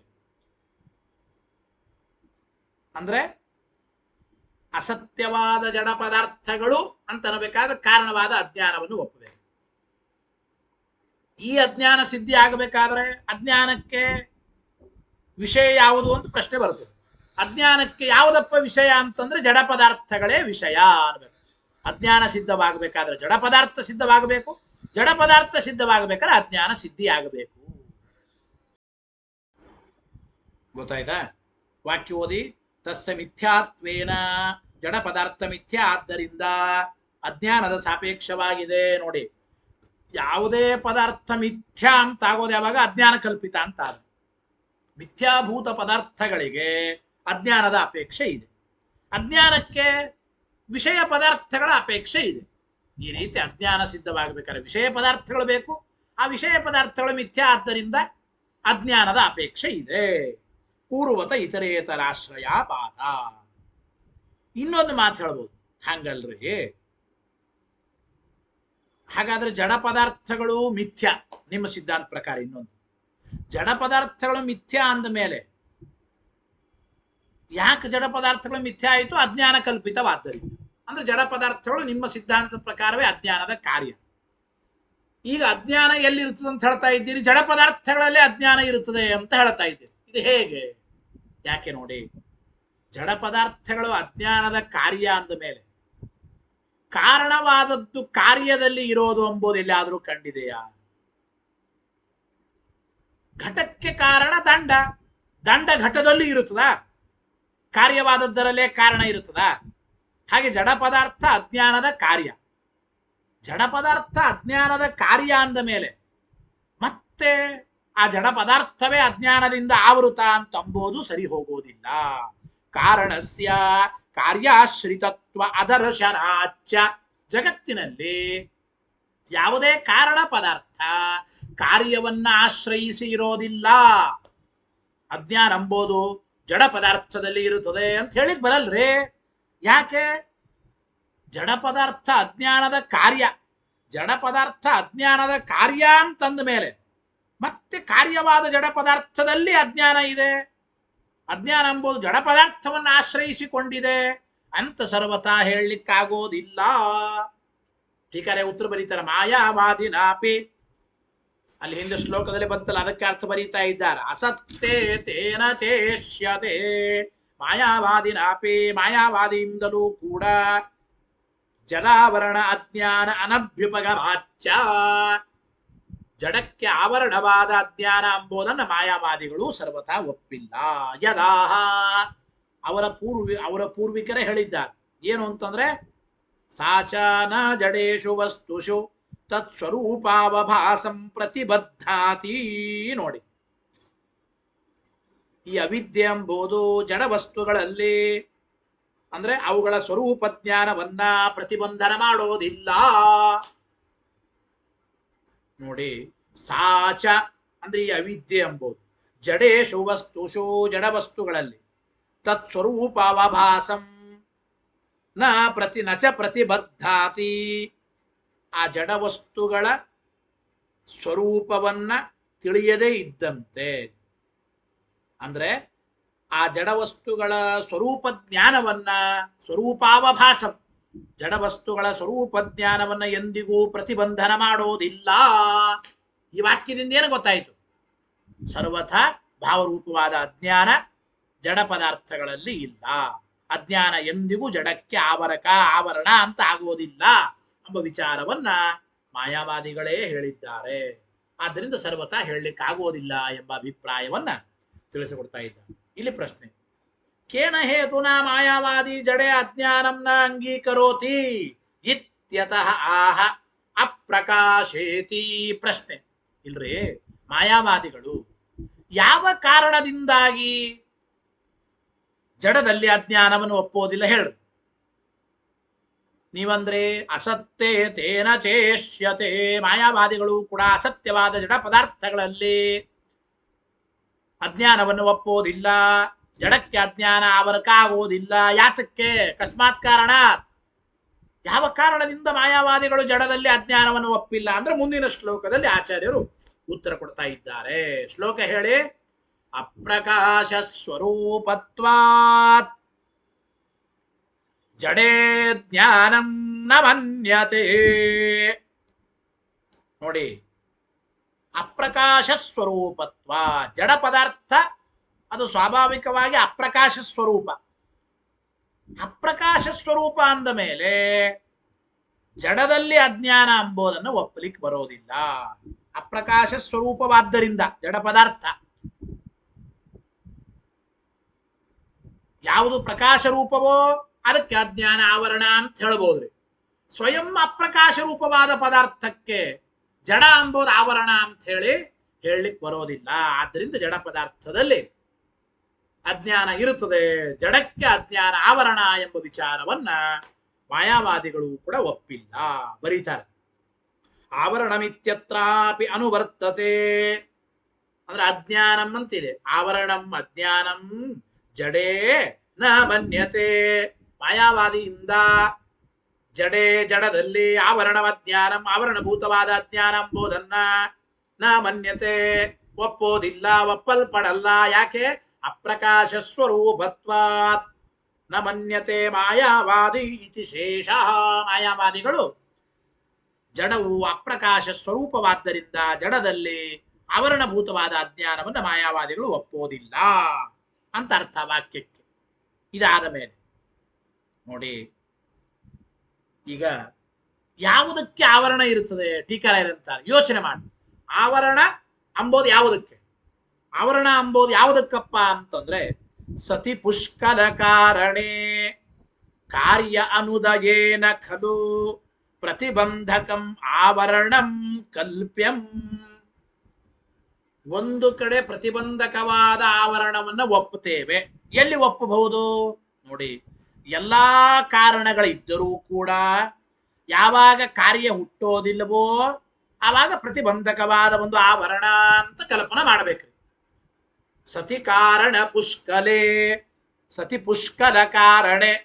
ಪುಷ್ಕಲ ಕಾರಣ ಅಂದ್ರೆ ಒಂದು ಕಾರ್ಯಕ್ಕೆ ಬೇಕಾದ ಎಲ್ಲ ಕಾರಣಗಳೂ ಇವೆ. ಆದರೂ ಕಾರ್ಯ ಅನುದಯೇನ ಖಲು, ಕಾರ್ಯಕ್ಕೆ ಕಾರ್ಯ ಹುಟ್ಟೋದಕ್ಕೆ ಬೇಕಾದ ಎಲ್ಲ ಕಾರಣಗಳು ಇದ್ದರೂ ಕೂಡ ಆದರೂ ಕಾರ್ಯ ಹುಟ್ಟಿಲ್ಲ ಅಂದ್ರೆ ಆವಾಗ ಪ್ರತಿಬಂಧಕಂ ಆವರಣಂ ಕಲ್ಪ್ಯಂ, ಪ್ರತಿಬಂಧಕವಾದ ಒಂದು ಆವರಣ ಅಂತ ಕಲ್ಪನಾ ಮಾಡಬೇಕ್ರಿ. ಈಗ ನೋಡಿ, ಜಡಸ್ಯ ಅಪ್ರಕಾಶ ಸ್ವರೂಪತ್ವಾದೇವ. ಜಡ ಪದಾರ್ಥ ಸ್ವಯಂ ಅದು ಅಪ್ರಕಾಶ ಸ್ವರೂಪ. ಜಡ ಪದಾರ್ಥ ಅದು ಎಂದಿಗೂ ಪ್ರಕಾಶಮಾನವಾಗೋದೇ ಇಲ್ಲ, ಅಪ್ರಕಾಶ ಸ್ವರೂಪ ಅಂದ ಮೇಲೆ ಸ್ವಪರಗ್ರಹಣ ಅಸಂಭವೇ. ಒಂದು ಮಾತು ಹೇಳ್ತಾ ಇದ್ದ, ಜಡ ಇದು ಸ್ವಾಭಾವಿಕವಾಗಿ ಪ್ರಕಾಶ ರೂಪ ಅಲ್ಲವೇ ಅಲ್ಲ ಒಂದು. ಅಥವಾ ಇನ್ನೊಂದು ವಸ್ತುವಿನ ಜ್ಞಾನಾಭಾವ ಆ ಜಡಕ್ಕೆ ಕೂಡುವಾಗ, ಈಗ ಜಡದಲ್ಲಿ ಇನ್ನೊಂದು ವಸ್ತುವಿನ ಜ್ಞಾನ ಇರೋದಿಲ್ಲ ಅಂದ್ರೆ ಜಡ ಪದಾರ್ಥ, ಯಾವುದೇ ಜಡ ಪದಾರ್ಥದಲ್ಲಿ ಜ್ಞಾನಾಭಾವ ಅಂಬೋದೇ ಹೇಳಲಿಕ್ಕೆ ಬರುತ್ತದೆ. ಅಂದ್ರೆ ಜಡ ಪದಾರ್ಥಗಳಲ್ಲಿ ಜ್ಞಾನಾಭಾವ ಅಂಬೋದೇ ಹೇಳಲಿಕ್ಕೆ ಬರ್ತಾ ಇರಬೇಕಾದ್ರೆ ಆವರಣವಾದ ಒಂದು ಅಜ್ಞಾನ ಅಂಬೋದನ್ನು ಕಲ್ಪನಾ ಮಾಡೋ ಅವಶ್ಯಕತೆ ಇಲ್ಲ ಅಂತ ಅಭಿಪ್ರಾಯ. ಮೊದಲನೇದ್ದು, ಜಡ ಪ್ರಕಾಶ ಸ್ವರೂಪವೇ ಅಲ್ಲ. ಆದ್ದರಿಂದ ಈಗ ಜಡವೇ ಪ್ರಕಾಶಮಾನವಾಗುತ್ತಾ ಇದ್ರೆ ಅದರ ಪ್ರಕಾಶವನ್ನು ತಡೆ ಹಿಡಿಯೋದಕ್ಕೆ ಒಂದು ಆವರಣವಾದ ಅಜ್ಞಾನ ಅಂತ ಒಪ್ಪಬೇಕು. ಸ್ವಯಂ ಜಡ ಎಂಬುದು ಅಪ್ರಕಾಶ ರೂಪ, ಪ್ರಕಾಶ ರೂಪವೇ ಅಲ್ಲ ಅಂದ ಮೇಲೆ ಆವರಣಭೂತವಾದ ಅಜ್ಞಾನವನ್ನು ಒಪ್ಪುವ ಕಾರಣ ಇಲ್ಲ ಒಂದು. ಮತ್ತು ಇನ್ನೊಂದು ವಸ್ತುವಿನ ಜ್ಞಾನಾಭಾವ ಎಂಬುದು ಜಡಕ್ಕೆ ಹೇಳಲಿಕ್ಕೆ ಬರುತ್ತದೆ. ಒಂದು ವಸ್ತುವಿನ ಜ್ಞಾನ ಇನ್ನೊಂದು ವಸ್ತುವಿಗೆ ಇಲ್ಲ ಹೇಳಿಕೊಳ್ಳ ಅಂದ ಮೇಲೆ ಅಲ್ಲಿ ಪ್ರತಿಬಂಧಕವಾದ ಆವರಣವನ್ನ ಅಜ್ಞಾನವನ್ನ ವ್ಯರ್ಥವಾಗಿ ಕಲ್ಪನೆ ಮಾಡತಕ್ಕಂಥದ್ದು ಯುಕ್ತವಲ್ಲ. ಗೊತ್ತಾಯಿತೋ ಇಲ್ಲ? ಸ್ವಪರಗ್ರಹಣ ಅಸಂಭವೇ. ಜಡ ಎಂಬುದು ಸ್ವಯಂ ಅಪ್ರಕಾಶ ಸ್ವರೂಪ ಅಂದ ಮೇಲೆ ಜಡಕ್ಕೆ ತನ್ನ ಜ್ಞಾನವೂ ಇರೋದಿಲ್ಲ, ಇನ್ನೊಂದರ ಜ್ಞಾನವೂ ಇರೋದಿಲ್ಲ. ಅಂದಮೇಲೆ ಕಿಮ್ ಆವರಣ ಕಲ್ಪನೆಯ, ಜಡಕ್ಕೆ ಒಂದು ಆವರಣ ಅಂತ ಒಪ್ಪುವ ಅವಶ್ಯಕತೆ ಏನಿದೆ? ಯಥಾಹ, ಅದಕ್ಕೆ ಹೇಳ್ತಾ ಇದ್ದಾರೆ ನೋಡಿ ಈ ವಿಚಾರವನ್ನೇ. ಪ್ರಮಾಣ ವೈಕಲ್ಯಾದೇವ ತದಗ್ರಹಣ ಸಿದ್ಧೇ. ನೋಡಿ, ಯಾವಾಗಲೂ ಕೂಡ ಅವರ ಗ್ರಂಥಗಳಲ್ಲೇ ಹೇಳಿದ, ಈಗ ಜಡಕ್ಕೆ ಜ್ಞಾನ ಇಲ್ಲ, ಜಡದಲ್ಲಿ ಜ್ಞಾನಾಭಾವ ಹೇಗೆ ಸಿದ್ಧ ಆಗುತ್ತದೆ? ಪ್ರಮಾಣ ವೈಕಲ್ಯದಿಂದಲೇನೆ ಜಡಕ್ಕೆ ಜ್ಞಾನ ಇಲ್ಲ ಎಂಬುದು ಸಿದ್ಧವಾಗುತ್ತದೆ. ಪ್ರಮಾಣ ವೈಕಲ್ಯಾದೇವ ತದಗ್ರಹಣಂ, ತದಗ್ರಹಣ ಸಿದ್ಧೇ. ನೋಡಿ, ಜಡಕ್ಕೆ ತನ್ನ ಜ್ಞಾನವೂ ಇಲ್ಲ, ಇನ್ನೊಂದರ ಜ್ಞಾನವೂ ಇಲ್ಲ. ಯಾತಕ್ಕೆ ಅಂದ್ರೆ ಜ್ಞಾನ ಇದೆ ಎಂಬ ವಿಚಾರದಲ್ಲಿ ಪ್ರಮಾಣನೇ ಇಲ್ರೇ. ಪ್ರಮಾಣ ಇಲ್ಲದೆ ಇರೋದರಿಂದಲೇನೆ ಜಡಕ್ಕೆ ಜ್ಞಾನ ಇಲ್ಲ ಎಂಬುದು ಸಿದ್ಧವಾಗುತ್ತದೆ. ತದಗ್ರಹಣ ಸಿದ್ಧೇ. ಪ್ರಮಾಣ ವೈಕಲ್ಯಾತ್ ಪ್ರಕಾಶ ಸ್ವರೂಪ, ಪ್ರಮಾಣ ವೈಕಲ್ಯಾತ ಪ್ರಕಾಶ ಸ್ವರೂಪವಲ್ಲ ಜಡ. ಇದ್ಯಾಕೆ ಅಪ್ರಕಾಶ ಸ್ವರೂಪ? ಜಡ ಯಾಕೆ ಪ್ರಕಾಶ ರೂಪ ಅಲ್ಲ ಅಂದ್ರೆ, ಪ್ರಕಾಶ ರೂಪ ಅಂತ ಹೇಳೋದಕ್ಕೆ ಪ್ರಮಾಣ ಇಲ್ಲ. ಪ್ರಮಾಣ ಇಲ್ಲದೆ ಇರೋದ್ರಿಂದಲೇನೆ ಪ್ರಕಾಶ ತತ್ಸ್ವರೂಪತ್ವ ಅಭಾವಾದಿತ್ಯರ್ಥ. ಅಂದ್ರೆ ಜಡಕ್ಕೆ ಜ್ಞಾನ ಯಾಕಿಲ್ಲ ಅಂದ್ರೆ, ಜ್ಞಾನ ಇದೆ ಎಂಬ ವಿಚಾರದಲ್ಲಿ ಪ್ರಮಾಣ ಇಲ್ಲ. ಜ್ಞಾನ ಇದೆ ಎಂಬ ವಿಚಾರದಲ್ಲಿ ಪ್ರಮಾಣ ಇಲ್ಲವೇ ಇಲ್ಲ, ಆದ್ದರಿಂದ ಜಡಕ್ಕೆ ಜ್ಞಾನ ಇಲ್ಲ. ಜ್ಞಾನ ಇದು ಪ್ರಕಾಶ ರೂಪ ಎಂಬ ವಿಚಾರದಲ್ಲಿಯೂ ಪ್ರಮಾಣ ಇಲ್ಲ, ಆದ್ದರಿಂದ ಜಡ ಎಂಬುದು ಅಪ್ರಕಾಶ ಸ್ವರೂಪ. ಜಡ ಎಂಬುದು ಅಪ್ರಕಾಶ ಸ್ವರೂಪವಾಗಿದೆ ಇತ್ಯರ್ಥ ಎಂಬ ಮಾತನ್ನು ತಿಳಿಸ್ಕೊಡ್ತಾ ಇದ್ದ. ಇಷ್ಟು ಮುಗಿಯಿತು. ಇದಾದ ಮೇಲೆ ಇನ್ನೊಂದು ವಿಚಾರವನ್ನು ಹೇಳ್ತಾರೆ. ಏನು ಅಂದ್ರೆ, ಅಥವಾ ಪರರೀತ್ಯ, ಅವರ ರೀತ್ಯಾನೆ ಅಜ್ಞಾನ ಇದು ಜಡಾಶ್ರಿತ. ಅಂದ್ರೆ ಜಡದಲ್ಲಿದ್ದ ಅಜ್ಞಾನದ ಪ್ರತೀತಿ ಬರುತ್ತದೆ ಎಂಬುದನ್ನು ಅವ್ರ ರೀತಿನೂ ಹೇಳಿಕ್ ಬರಲ್ಲ. ಪರಕೀಯ ರೀತ್ಯಾನೂ ಕೂಡ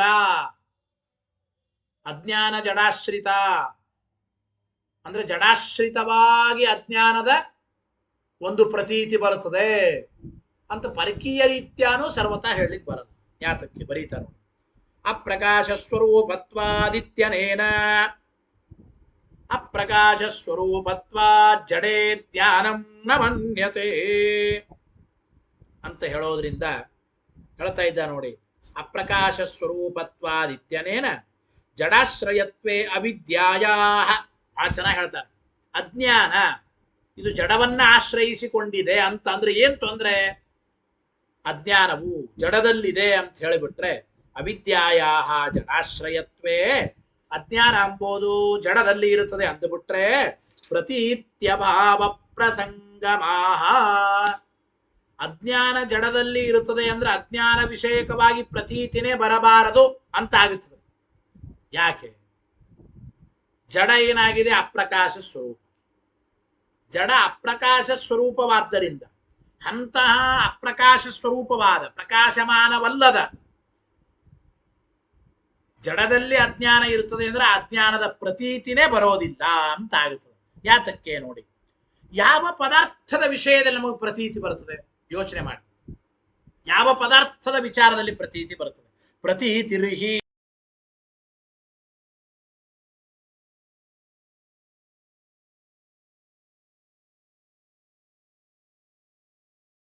ಪ್ರಕಾಶವಾದ ಪದಾರ್ಥದ ಬಗ್ಗೆಯಾದರೂ ಪ್ರತೀತಿ ಬರುತ್ತದೆ, ಅಥವಾ ಪ್ರಕಾಶಮಾನವಾದ ಪದಾರ್ಥವನ್ನ ಆಶ್ರಯಿಸಿಕೊಂಡಿದ್ದರ ಪದಾರ್ಥದ ಬಗ್ಗೆಯಾದರೂ ಪ್ರತೀತಿ ಬರುತ್ತದೆ. ಒಂದು ವಸ್ತುವಿನ ಪ್ರತೀತಿ ಬರಬೇಕಾದ್ರೆ ಆ ವಸ್ತು ಸ್ವಪ್ರಕಾಶವಾದರೂ ಆಗಬೇಕು, ಪ್ರಕಾಶಮಾನವಾದ ವಸ್ತುವನ್ನ ಆಶ್ರಯಿಸಿ ಅದರ ಪ್ರತೀತಿ ಆದರೂ ಬರಬೇಕು. ಗೊತ್ತಾಯಿತೋ ಇಲ್ಲ? ಪ್ರಕಾಶಮಾನವಾದ ವಸ್ತುವನ್ನ ಆಶ್ರಯ ಹೊಂದಿರಬೇಕು ಅಂದ್ರೆ ಪ್ರಕಾಶಮಾನವಾದ ವಸ್ತುವಿನ ಆಶ್ರಯವನ್ನು ಹೊಂದಿರಬೇಕು. ಗೊತ್ತಾಯ್ತು. ಒಂದು ವೇಳೆ ಈ ಅವಿದ್ಯೆಯ ಪ್ರತೀತಿ ಸ್ವಪ್ರಕಾಶವಾದ್ದರಿಂದ ಬರುತ್ತದೆ ಅಂತ ಹೇಳಲಿಕ್ಕಾಗಲ್ಲ. ಅವಿದ್ಯಾ ಸ್ವಪ್ರಕಾಶ ಅಂತೂ ಅಲ್ಲ. ನ ತಾವದಾದ್ಯ ಅವಿದ್ಯಾಯಾಂ ಅಪ್ರಕಾಶ ಸ್ವರೂಪತ್ವಾತ್ ತಸ್ಯಾಹ. ಮೊದಲನೇದ್ದು ನ ತಾವದಾದ್ಯ, ಅವಿದ್ಯೆಯ ಪ್ರತೀತಿ ಸ್ವಪ್ರಕಾಶವಾದ್ದರಿಂದ ಬರುತ್ತದೆ. ಅವಿದ್ಯಾ ಇದು ಸ್ವಪ್ರಕಾಶ ಅಂತ ಹೇಳಲಿಕ್ಕೆ ಬರಲ್ಲ. ಯಾಕೆಂದ್ರೆ ಅವಿದ್ಯಾ ಸ್ವಪ್ರಕಾಶ ಅಲ್ಲ. ಇನ್ನು ಅವಿದ್ಯೆಯ ಪ್ರತೀತಿ ಪ್ರಕಾಶ ರೂಪವಾದ ವಸ್ತುವನ್ನ ಅವಿದ್ಯೆ ಆಶ್ರಯಿಸಿಕೊಂಡಿದೆ. ಆದ್ದರಿಂದ ಅವಿದ್ಯೆಯ ಪ್ರತೀತಿ ಬರಬೇಕು ಅಂತ ಅನ್ಬೇಕು. ನೋಡಿ, ಅವಿದ್ಯೆಗೆ ಜಡ ಆಶ್ರಯ ಅಂದುಬಿಟ್ರೆ, ಅವಿದ್ಯೆಗೆ ಜಡನೇ ಆಶ್ರಯ ಅಂತ ಅಂದುಬಿಟ್ರೆ ಆವಾಗ ಅವಿದ್ಯೆಯ ಪ್ರತೀತಿ ಬರಲಿಕ್ಕೆ ಸಾಧ್ಯ ಇಲ್ಲ. ಅವಿದ್ಯೆಯ ಪ್ರತೀತಿ ಬರಲಿಕ್ಕೆ ಸಾಧ್ಯ. ಯಾಕೆಂದ್ರೆ ಅವಿದ್ಯೆಗೆ ಆಶ್ರಯವಾದ ಜಡ ಏನಾಗಿದೆ? ಅಪ್ರಕಾಶವಾಗಿದೆ. ಅಪ್ರಕಾಶ ಸ್ವರೂಪತ್ವಾತ್ ಜಡೇ ಜ್ಞಾನಂ ನ ಮನ್ಯತೆ. ಅದನ್ನು ಹೇಳ್ತಾ ಇದ್ದ. ಅವಿದ್ಯ ಇದು ಅಪ್ರಕಾಶ ಸ್ವರೂಪ. ಸಾರಿ, ಅವಿದ್ಯೆ ಅಲ್ಲ, ಜಡ. ಜಡ ಪದಾರ್ಥ ಅಪ್ರಕಾಶ ಸ್ವರೂಪ. ಜಡ ಪದಾರ್ಥ ಅಪ್ರಕಾಶ ಸ್ವರೂಪ ಅಂದ ಮೇಲೆ ಅವಿದ್ಯೆಗೆ ಆಶ್ರಯ ಅಂತಂದು ಬಿಟ್ರೆ ಅವಿದ್ಯೆಯ ಪ್ರತೀತಿನೇ ಬರೋದಿಲ್ಲ. ಅವಿದ್ಯೆಯ ಜ್ಞಾನ ಬರಬೇಕು ಅಂದ್ರೆ ಅವಿದ್ಯೆ ಎರಡಾಗಿರ್ಬೇಕು. ಅವಿದ್ಯೆಯ ಪ್ರತೀತಿ ಬರಬೇಕು ಅಂದ್ರೆ ಎರಡಾಗಿರ್ಬೇಕು. ಅವಿದ್ಯೆ ಸ್ವಪ್ರಕಾಶವಾದರೂ ಆಗಿರ್ಬೇಕು. ಈಗ ಅವಿದ್ಯಾ ಸ್ವಪ್ರಕಾಶ ಅಲ್ಲ ಅಂದಮೇಲೆ ಸ್ವಪ್ರಕಾಶತೆಯ ಅವಿದ್ಯಾ ಪ್ರತೀತಿ ಬರುತ್ತದೋ? ಬರೋದಿಲ್ಲ. ಹಾಗಾದರೆ ಅವಿದ್ಯೆಯ ಪ್ರತೀತಿ ಹೇಗೆ ಬರಬೇಕು? ಈಗ ಪ್ರಕಾಶಮಾನವಾದ ವಸ್ತುವನ್ನ ಅವಿದ್ಯಾ ಎಂಬುದು ಆಶ್ರಯಿಸಬೇಕು. ಈಗಾದರೂ ಅವಿದ್ಯೆ ಯಾರನ್ನ ಆಶ್ರಯಿಸಿದೆ? ಜಡವನ್ನ ಆಶ್ರಯಿಸಿ ನೀವು ಅಂತ ಇದ್ದೀರಿ. ಅವಿದ್ಯೆ ಎಲ್ಲಿದೆ? ಜಡದಲ್ಲಿ ಇದೆ. ಅವಿದ್ಯಾ ಜಡದಲ್ಲಿ ಇದ್ದು ಬಿಟ್ರೆ ಜಡ ಪದಾರ್ಥ ಏನಾಗಿದೆ? ಪ್ರಕಾಶಮಾನವಾದ ವಸ್ತು ಅಲ್ಲ, ಅಪ್ರಕಾಶ ಸ್ವರೂಪ. ಜಡ ಎಂಬುದು ಅಪ್ರಕಾಶ ರೂಪ. ಜಡವೇ ಅಪ್ರಕಾಶ ರೂಪವಾದ್ದರಿಂದ ಅಪ್ರಕಾಶ ರೂಪವಾದ ಜಡವನ್ನ ಆಶ್ರಯಿಸಿದ್ದರಿಂದ ಅವಿದ್ಯೆಯ ಪ್ರತೀತಿ ಎಂಬುದು ಬರಲಿಕ್ಕೆ ಸಾಧ್ಯವಿಲ್ಲ. ಆದ್ದರಿಂದ ಅಜ್ಞಾನಕ್ಕೆ ಜಡವೂ ಕೂಡ ಆಶ್ರಯ ಅಂತ ಹೇಳಿಕ್ ಬರಲ್ಲ. ಅಜ್ಞಾನಕ್ಕೆ ಆಶ್ರಯವಾದದ್ದು ಬ್ರಹ್ಮ, ಜೀವ, ಜಡ ಯಾವುದು ಆಗೋದಿಲ್ಲ. ಆದ್ರಿಂದ ನಿಮ್ಮ ಸಿದ್ಧಾಂತದಲ್ಲಿ ಅಜ್ಞಾನ ಕೂಡೋದಿಲ್ಲ ಅಂದ ಮೇಲೆ ಅದನ್ನೇ ಮುಂದೆ ಇಲ್ಲಿ ಬರೀತಾ ಇದ್ದ. ನಿಮ್ಮ ಸಿದ್ಧಾಂತದಲ್ಲಿ ಅಜ್ಞಾನವೇ ಇಲ್ಲ ಅಂದ್ರೆ ಸರ್ವಶಾಸ್ತ್ರವು ವ್ಯರ್ಥ. ನಿಮ್ಮ ಸಿದ್ಧಾಂತ, ನಿಮ್ಮ ಶಾಸ್ತ್ರವೇ ವ್ಯರ್ಥವಾಗಬೇಕಾಗುತ್ತದೆ. ಅಜ್ಞಾನ ಕೂಡದೇ ಇದ್ರೆ ಏನ್ ತೊಂದರೆ ಅದನ್ನು ಮುಂದೆ ಹೇಳ್ತಾರೆ. ಮತ್ತೆ ಅದನ್ನ ನಾಳೆಯ ಪಾಠದಲ್ಲಿ ನಾವು ಕೇಳೋಣ ಅಂತ ಹೇಳ್ತಾ, ಹರಯೇ ನಮಃ. ಶ್ರೀಕೃಷ್ಣಾರ್ಪಣಮಸ್ತು. ಅನೇನ ಭಾವಿಯತ್ ಪುಣ್ಯಂ ತದಾಪ್ನೋತು ಗುರುರ್ಮಮ. ಮಧ್ವೇಶಾರ್ಪಣಮಸ್ತು.